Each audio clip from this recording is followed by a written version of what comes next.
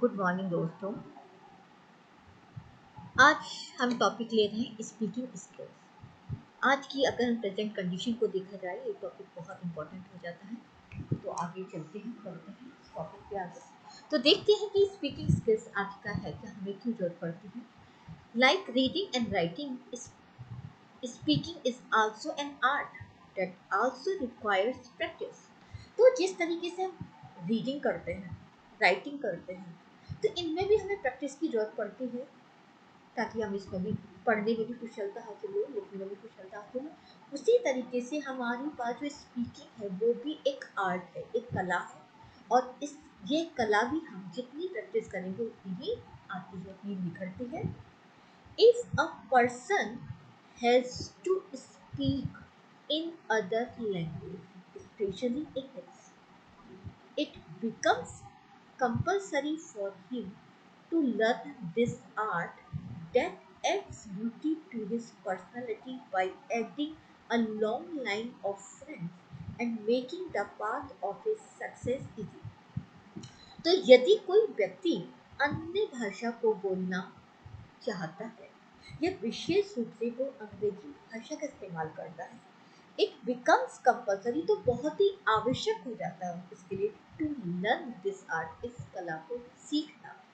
और ये जो कला है उसकी पर्सनैलिटी में एक ब्यूटी को ऐड कर देती, जोड़ देती है, जिससे कि उसकी एक लॉन्ग लाइन ऑफ फ्रेंड, अच्छे खासे दोस्तों की भी एक अच्छी खासी, कहते हैं लंबी लाइन दोस्तों की बन जाती है, बहुत सारे दोस्त बन जाते हैं। And making the path of his success, और उसकी जो सफलता का जो रास्ता है, पाथ माने रास्ता है, सफलता का रास्ता वो भी आसान हो जाता है। Speaking means the use of words. Speaking का मतलब होता है शब्दों का प्रयोग करना, which come out of the mouth to interact with someone। जब हम किसी भी व्यक्ति के साथ इंटरेक्ट करते हैं तो नेचुरल वो शब्द हम बोलने लगते, वो शब्द अपने आप ही हमारे मुंह से बाहर निकलने लगते हैं, और यही स्पीकिंग कहलाती है। Skills teach how to provide the words to interact in an attack. बोलते हैं हम किसी व्यक्ति से इंटरेक्ट करते समय, लेकिन जो स्किल होती है वो जब हम स्पीकिंग स्किल की बात करते हैं तो कौन से शब्दों को हमें बोलना चाहिए या कौन किस तरीके से शब्दों का बोलना चाहिए जिससे कि हम सामने वाले व्यक्ति को एक अट्रैक्ट कर सकें, वो हमें अट्रैक्ट हो सके, आज आकर्षित हो सके। इन चीज़ों को भी जानना जरूरी होता है।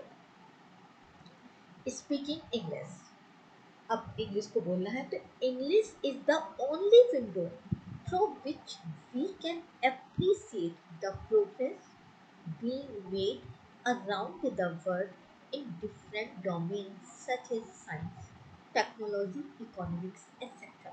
तो इंग्लिश एक ऐसी, केवल हम कह सकते हैं एक ही विंडो है जिसके जरिए हम एप्रिसिएट कर सकते हैं प्रोग्रेस, यानी जहाँ कहीं भी उन्नति की जा रही है, जहाँ कहीं भी तरक्की होती है अराउंड द वर्ल्ड, संसार के चारों तरफ, चाहे वो अलग अलग क्षेत्र हो, चाहे वो विज्ञान का क्षेत्र हो, तकनीकी का क्षेत्र हो, चाहे वो आर्थिक क्षेत्र हो, तो कहीं भी किसी भी क्षेत्र में संसार के किसी भी जगह कहीं भी कोई तरक्की होती है उसकी को अगर एप्रिसिएट करना, कहीं जाना है तो हम केवल इंग्लिश भाषा के आधार पर ही कर सकते हैं।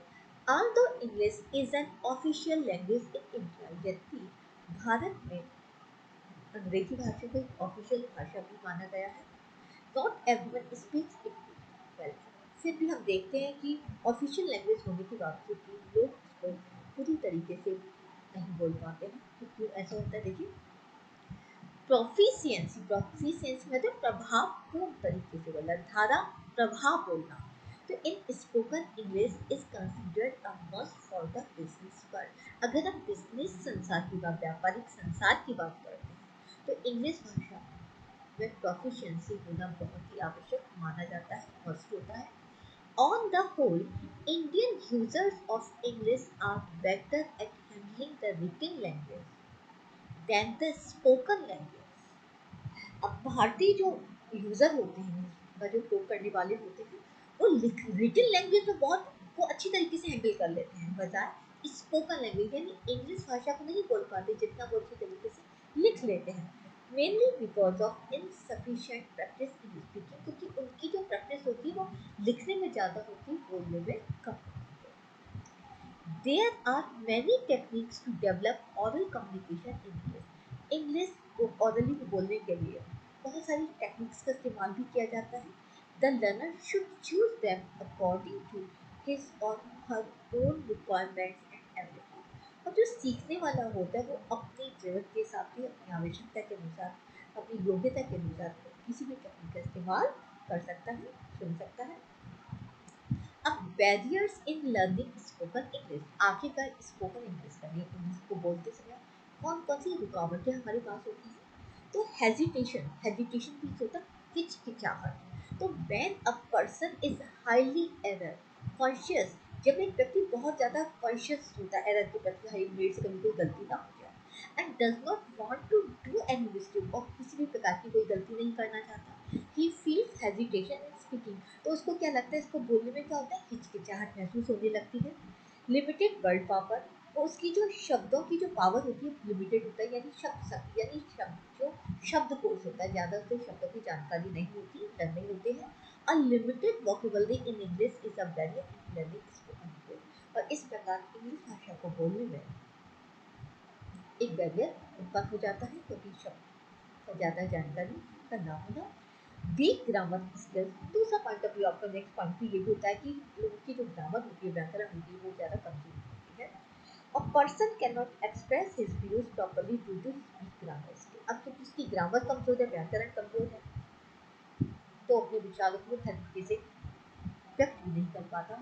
ही फील्स हेजिटेशन, इस तरीके से बोलने में हिचकिचाहट महसूस करता है.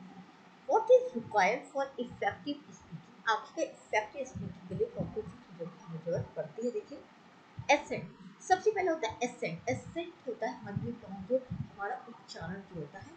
English is a language of stress. तो इसमें भी क्या होता है कि कहाँ उतार चढ़ाव होनी चाहिए. तो इंग्लिश एक ऐसी भाषा है जो स्ट्रेस, जहाँ पर इन शब्दों पर हमें स्ट्रेस करना होता है, दबाव डालना होता है. A specific stress is laid on the specific part of the word. शब्द के किसी हिस्से पर हम विशेष रूप से स्ट्रेस करते हैं, दबाव डालते हैं. while other parts remain unstressed, जबकि दूसरा जो हिस्सा होता है शब्द का वो unstressed होता है, उस पर दबाव नहीं डाला जाता है. It makes your accent right. ये आपके एसेंट को, आपके व्याकरण को क्या करता है, सही बनाता है. Which brings fluency in spoken English. जो इंग्लिश को बोलने में क्या लगता है, फ्लुएंसी लेकर के आते हैं, प्रभाव लेके आते हैं. If Indians want to use English language for global communication, अगर आप ग्लोबली अपने आप को कहते हैं आगे बढ़ाना चाहते हो और आप इंग्लिश भाषा का इस्तेमाल करना चाहते हैं, तो ऐसे भारतीयों को they should learn to speak it with a neutral accent which can be understood internationally. तो आपको एक ऐसे न्यूट्रल उसके एसेंट, ऐसे उच्चारण का यूज करना पड़ेगा, बोलना पड़ेगा, सीखना पड़ेगा, जिसको कि इंटरनेशनल, अंतर्राष्ट्रीय क्षेत्र पर समझा जा सके.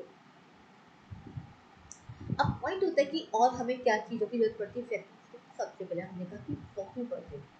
Develop your vocabulary. आपको अपने शब्दकोश को बढ़ाना होगा, स्ट्रॉन्ग करना होगा.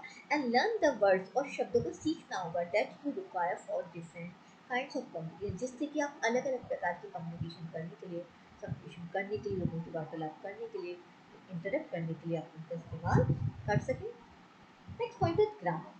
Grammatical errors do not always block communication but may distract you by taking your mind away from the meaning that is being communicated to the form of the error. तो grammatical जो गलतियाँ होती हैं वो हमेशा ही हम बोले कि आपके कम्युनिकेशन को ब्लॉक करती, रोकती है, नो, बट वे डिस्ट्रैक्ट, लेकिन आपके ध्यान को डिस्ट्रैक्ट कर सकती हैं, अलग कर सकती हैं, बाई टेकिंग योर माइंड, आपके माइंड को ले जाकर दूर फ्रॉम द मीनिंग, उस meaning say that is being communicate. यानी जो गलती के अंदर जो मीनिंग कहा गया, यानी गलती के द्वारा जो भी किसी शब्द का या आपने यूज किया, आपका ध्यान, आपका अर्थ दूसरा चेंज हो जाए, इस रूप में गलत हो सकता है. When an Indian speaks to another Indian, जब एक भारतीय दूसरे भारतीय से बोलता है, के साथ बात करता है, grammatical errors may not be noticed. और ग्रामेटिकल एरर्स को ज़्यादा ध्यान नहीं देते. But when he speaks to the persons of the different country, the errors will stand out prominently. लेकिन अगर हम किसी भी दूसरे देश के व्यक्ति के साथ बातें करते बोलते हैं, तो वहाँ पर हमारी जो गलती होती है, ग्रामेटिकल मिस्टेक होती है, वो हमारे सामने आती है. प्रमुख रूप से इस चीज़ को माना जाता है. और भी चीज़ें क्या जरूरत है, स्टाइल. स्टाइल, देखिए स्टाइल हम बात करते हैं हमारा तरीका क्या होता है। तो speaking also required it style which may be formal informal, क्योंकि हमारे बोलने का तरीका भी होता है कि हम फॉर्मली बात कर रहे हैं या इनफॉर्मली बात कर रहे हैं। अब देखिए फॉर्मली बात की होती है, फॉर्मली अगर अपने सर से बॉस के साथ बातें कर रहे हैं, अपने ऑफिस में बातें कर रहे हैं, तो हमारी लैंग्वेज भी फॉर्मली यूज होगी, फॉर्मल वर्ड्स का इस्तेमाल होगा। इनफॉर्मल अपने घर के सदस्यों के साथ बातें कर रहे हैं या अपने फ्रेंड्स के साथ बातें कर रहे हैं। और ये भी डिपेंड करता है कि सिचुएशन क्या है। सिचुएशन अगर आपकी ऑफिस की है तो फॉर्मल होगी और घर की है तो इनफॉर्मल होगी। तो उसी प्रकार से हमारी भाषा का स्टाइल भी यूज किया जाना चाहिए। वी शुड लर्न, और हर व्यक्ति को दोनों स्टाइल्स के बारे में पता होना चाहिए, जानकारी होनी चाहिए। Listening while conversing with another person, you should listen him carefully and make sure that you have understood it before you reply. और सबसे पॉइंट होता है लिसनिंग, भी बहुत इंपॉर्टेंट होती है बोलने के लिए, क्योंकि आप बोलें लेकिन बोलने से पहले आप ये कंफर्म कर लें कि अगर आप किसी व्यक्ति से बातें कर रहे हैं तो जो सामने वाला व्यक्ति, जो दूसरा व्यक्ति आपसे जो भी स्पीकिंग कर रहा है उसको ध्यान से सुने, क्योंकि जितना आप ध्यान से सुनेंगे उसी तरीके से जब आप बोलेंगे उसी के रिलेटेड बोलेंगे कि क्या उसने पूछा, किसका जवाब आपको क्या देना है।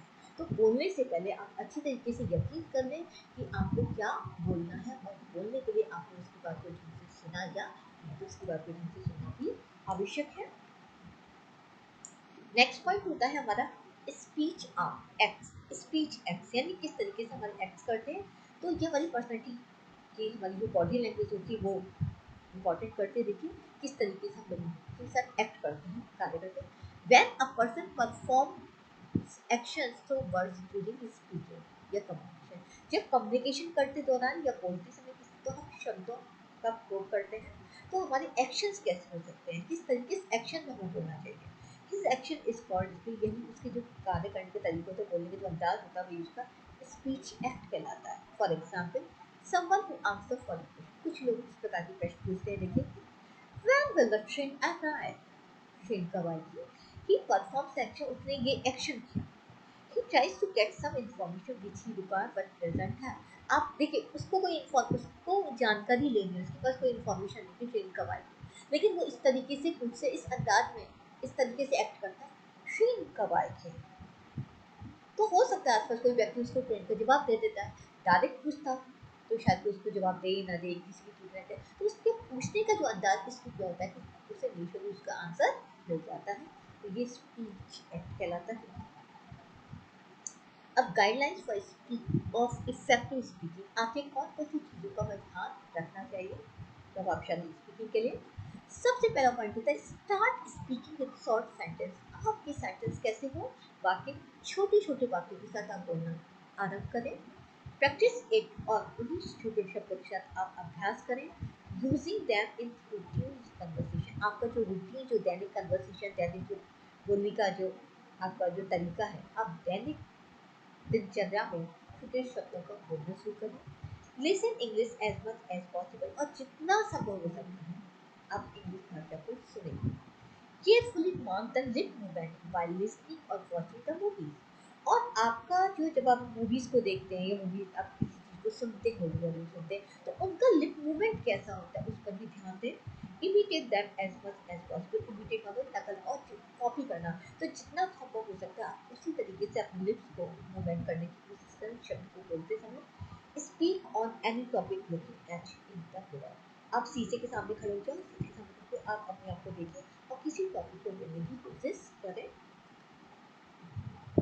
नेक्स्ट पॉइंट होता है sit before the tape recorder, आप टेप रिकॉर्डर के सामने बैठे and start speaking anything you like, और कुछ भी बोलना आप आरंभ करें, शुरू करें जो भी आप चाहते हैं। रिकॉर्ड योर स्पीच, आप अपनी स्पीच को रिकॉर्ड करें and play it back to listen to what you have recorded, और फिर उसको लिसन करने की कोशिश करें जो भी आपने रिकॉर्ड किया है। बी योर ओन टीचर, आप खुद समझ जाएंगे, खुद अपने टीचर बनेंगे एंड फाइंड आउट, आपको अपनी गलती का एहसास होगा कि आपने कहाँ गलती की है, जिससे आप नेक्स्ट टाइम वो गलती ना कर सकें।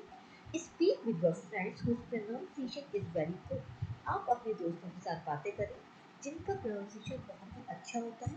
This way will benefit you, ये जो तरीका होगा आपको बेनिफिट देगा, आपको लाभान्वित करेगा। Take regular feedback to improve your speaking, और आप अपनी स्पीकिंग को इम्प्रूव करने के लिए आप रेगुलर फीडबैक भी ले सकते हैं और उनसे जानकारी ले सकते हैं आप अपने बारे में। अब नेक्स्ट पॉइंट होता है speak with clarity and force. देखिए स्पीक विद क्लियरिटी, आप बोले जो भी बोले क्लियरिटी के साथ, स्पष्टता के साथ बोले एंड फोर्स, और रुकिए paying attention to the tone, आप अपने टोन पर ध्यान दें, आर्टिकल के स्पष्टीकरण पर ध्यान दें, एसेंट पर, उच्चारण पर ध्यान दें, प्रोनाउंसिएशन पर ध्यान दें। यानी जो भी आप बोलते हैं आप बहुत ही ध्यान दें हर चीज पर। Looking into the eyes of people, speaking to them, और जब आप बातें करते हैं तो लोगों की, आप बातें करते हैं उनकी आंखों में भी देखें, यानी आंखों में जानने की कोशिश करें कि आप एक से भी आपको एक कॉन्फिडेंस आता है, जिसे बोलते हैं eye contact. It also makes you a good communicator, इस तरीके से आप एक अच्छे कम्युनिकेटर भी बनते हैं। Use appropriate words and language, आप के जो भी शब्द और जो भी भाषा का इस्तेमाल करें वो एप्रोप्रिएट होनी चाहिए, सूटेबल होनी चाहिए, befitting the occasion और occasion के according to होनी चाहिए। Stand at an appropriate personal distance, neither too close nor too far। और आप जब आप किसी व्यक्ति के साथ बातें करते हैं तो आपका जो डिस्टेंस आप मेंटेन करें, ना तो ज़्यादा डिस्टेंस हो ना ही एक प्रॉपर वे हो जहाँ पर आप सामने वाले की बात को अच्छी तरीके से सुन सकें और जब आप बोले तो वो भी आपकी बात को अच्छी तरीके से सुन सकें। नेक्स्ट पॉइंट होता है नो योर ऑडियंस। सबसे बड़ा पॉइंट होता है कि जिससे जो भी आपके ऑडियंस है उसको जाने, उसका नेचर क्या है, योर रिलेशन विद ऑडियंस, आपका उस ऑडियंस के साथ रिलेशन कैसा है, उस जगह के लोगों को आप पहले से जानते हैं या नहीं जानते, वहाँ पे आपका क्या है, and situation under which conversation take place. आपको ये भी जानना चाहिए कि आप जो कन्वर्सेशन कर रहे हैं वहाँ की सिचुएशंस क्या है, उसकी सिचुएशंस के अकॉर्डिंग आपको शब्दों का भी चुनाव करना चाहिए, बोलने का एक्ट करना चाहिए। स्पीक पोलाइटली एंड फ्रेंडली, आप मित्रता रूप में, मित्रता के रूप में और विनम्रता के रूप में आप अपनी भाषा को बोले, अपने शब्दों को बोले। Show your interest in conversation, और जब आप किसी से वार्तालाप करते हैं, किसी से बातें करते हैं, कन्वर्सेशन करते हैं, तो आपका इंटरेस्ट भी वहाँ पर दिखाई देना चाहिए। Listen the speaker carefully without interrupting, अगर कोई व्यक्ति अगर आपसे बात नहीं कर रहा है, स्पीकर है तो आप उसकी बात को बिना इंटरप्ट करके उसको ढंग से सुने। Wait for the right opportunity, अगर आपको कुछ पूछना भी है तो आप अपॉर्चुनिटी का, एक सही अपॉर्चुनिटी का इंतजार करें, तब आप अपनी बात को कहें। प्रोनाउंसिएशन एटिकेट, और प्रोनाउंसिएशन जो हमारे शिष्टाचार होता है, शब्दों को बोलने का भी एक शिष्टाचार होता है, प्रोनाउंसिएशन उसका भी आपको ध्यान रखना चाहिए क्या शिष्टाचार होता है। Make eye contact while speaking, तो बोलते समय हमारा आई कॉन्टेक्ट भी सामने वाले व्यक्ति के साथ होना चाहिए।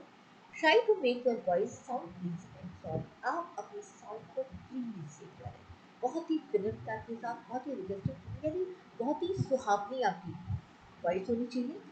Change the modulation of your voice occasionally rather than speak in a monotonous voice। आपका monotonous मतलब नीरस, आप uninteresting के रूप में आपके पास वॉइस नहीं निकलनी चाहिए, बल्कि occasionally के हिसाब से आपको अपनी वॉइस को चेंज करना चाहिए, टोन को चेंज करना चाहिए। Even if you feel nervous, never show it to the audience, just slow down your speech and remain calm। अगर आप अपने आप को नर्वस महसूस करते हैं तो कभी भी आप अपने ऑडियंस को ये ना दिखाएं और ना ही इसको जाहिर करने दीजिए आप नर्वस हैं, बल्कि आप धीरे धीरे अपनी स्पीच को खत्म करें, रिमेन काम शांत रहें, डोंट मम्बल, आप बड़बड़ाएं, स्पीक क्लियरली, जो भी बोले स्पष्ट बोलें। Use the words meanings of which are clear to you, वही शब्दों का इस्तेमाल करें जिनका मीनिंग आपको, अर्थ आपको क्लियर है।